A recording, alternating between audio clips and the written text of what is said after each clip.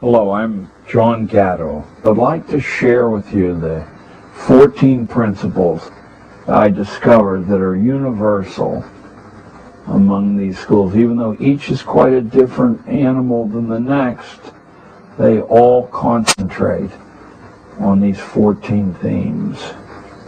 The first of these themes is that no kid should graduate without a theory of human nature. What makes people tick?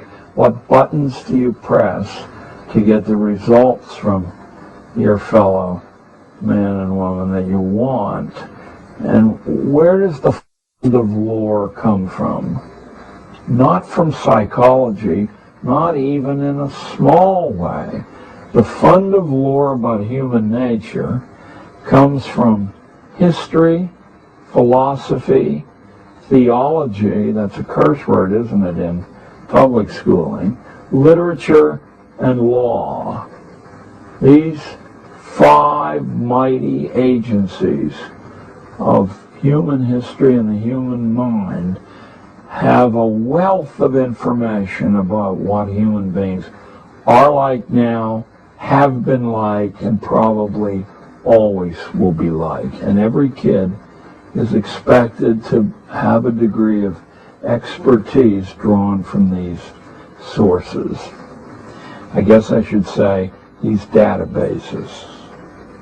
The second requirement of these schools is that every graduate have a strong experience with the active literacies. Now, we're all familiar with literacy as some exercise in reading, but the active literacies are writing and public speaking. No matter how well developed your mind becomes on strong texts, it's useless to convince anyone else of your point of view unless you can write well and you can speak well. I think we've come to this juncture in history believing that that's some God-given gift that only a few people have. I can guarantee you, as a school teacher for 30 years, that both of those skills are extremely easy to teach.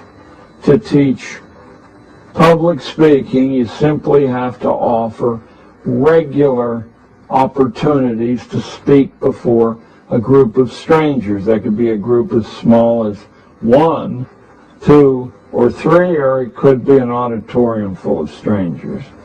But the fact that they're not people that you feel comfortable with, I think, is essential. To write well, it requires nothing more than that you write constantly and regularly, every day, preferably. The improvement will occur quite naturally. At that point, you might be able to profitably use some expert intervention, but in the process of reaching competency, intervention is the worst possible thing, simply the practice of doing it. So now we have a theory of human nature and skill in the active literacies. Number 3, among the curriculum themes that unite these elite private boarding schools, is insight into the major institutional forms, like our courts or our corporations or our military, including details of the ideas which drive them. I'll only give you one sample of this so you can see how seriously government schools fall short of the mark in offering insight into these institutions. We have all heard endlessly in schools of separation of powers, that the governance of the United States is divided into at least 3 compartments. 1 an executive compartment, 1 a legislative compartment, that further divided into 2 compartments of its own, and finally a judicial department. Now, a little bit of reflection should show you what the purpose of that is. Not that we all live in harmony and agree in times of trouble with what to say and do, but exactly the opposite of that. That the only possible way to arrive at an approximation of truth is through argument. The more skillful the argument on all sides, the better for the ultimate resultant of truth. So that people who appear before you in the media and say, in this time of trouble, dissent is not wanted, are truly un-American, because this country was the world's first laboratory of dissent on the part of everybody. That's really what the American dream is largely composed of. The fourth thing that private schools do, or elite private boarding schools do, that public schools hardly touch, are the repeated exercises in the forms of good manners and politeness based on the utter truth that politeness and civility is the foundation of all future relationships, all future alliances, access to places that you might want to go there. Now don't tell me, well, that's just common sense, because any public school I've ever been in, and I've been in hundreds, is a laboratory of rudeness, cruelty, sloppiness, coarseness. The fifth thing that private boarding schools emphasize is independent work. Think again about the possible reasons for that. In public schools as we know them, the teacher is charged with about 80 to 90% of filling the time available, one way or another, and all the choices of the teachers. But in independent private boarding education, that ratio ideally is reversed. The sixth principle is that energetic physical sports aren't a luxury or a way to blow off steam, but they're absolutely the only way to confer grace on the human presence. And that grace translates into power, into money later on. Also, sports teach you practice in handling pain, in dealing with emergencies which occur regularly in sports. The seventh curricular theme in elite private boarding schools is a complete theory of access to any workplace or any person. You'd do better off than reading a civics textbook to set a kid the challenge of getting a private meeting with the mayor of Los Angeles and let him work for a year on constructing an access to the mayor. Does that sound fanciful to you? My kids from a very ordinary New York public school got access not only to New York City's mayor, but to New York State's governor and CEOs beyond count. You can do that too. Teach your kid how to access places and people that he or she wants or needs.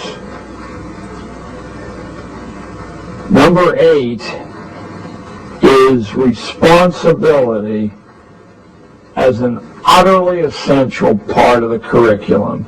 Now, yes, that includes things like washing dishes, but in elite private boarding schools, you ask a kid to care for a horse, to take some important community service, to go for leadership in clubs, much easier to get than you think, because if the club is actually doing anything, it's a lot of hard work to be the leader, and very few people want that. Always to grab for responsibility when it's offered, and always to deliver more than is asked for. Number 9, and this is a long-range, comprehensive thing that needs to be checked regularly, but you don't ever quite get there. It's arrival at a personal code of standards. Those are standards in production, standards in behavior, and standards in morality. Number 10 is a familiarity with the master creations in music, in painting, in dance, in sculpture, in design, in architecture, in literature, in drama. To be at ease with the arts, because apart from religion, the arts are the only way to transcend the animal materiality of our lives, to get in touch with a bigger you. Number 11 is the power of accurate observation and recording. I'll only give you one example of how you think this way, and if you push yourself, you will be able to supply many more. Power of accurate observation and recording. It used to be an axiom among the British upper classes that if you could not draw what you saw with your eye, then you in fact were not seeing what was there. So drawing wasn't a way to kill time, but a way to sharpen the perception. Number 12 is the ability to deal with challenges of all sorts. Now this one's my favorite, because one person's challenge is another person's ho-hum. To know what will challenge your son or your daughter, you have to know your son or daughter very, very well. If you have a kid who's painfully shy, obviously public presentations are the challenge that the kid needs as a corrective to rather than live the rest of their lives. If your child is a coward, that's a harsh word, but many people are natural cowards. Maybe all of us are natural cowards until we come to see that physical challenges really aren't so bad. And if they hurt, they don't hurt that much. Teach your kid, if he gets knocked down, always to stand back up. If he gets knocked down again, to stand back up again. That would be a challenge. Number 13, we're coming to the end of this curricular list, is a habit of caution in reasoning to conclusions. Should Iraq be invaded by the most technologically sophisticated military in the history of the planet, and should hundreds of billions of dollars be allotted to that purpose? Well, maybe it should and maybe it shouldn't. But listening to a few government propaganda hours about the similarities between the leader of Iraq and Adolf Hitler is not the way to come to the conclusion, even though it's the way that 80 or 90% of us do. And finally is the constant development and testing of judgment. You make judgments, you discriminate value, and then you follow up. You keep an eye on your predictions to see how far skewed from what actually occurs, or how consistent with what transpires things are. I'm John Taylor Gatto, and this is What You've Been Missing.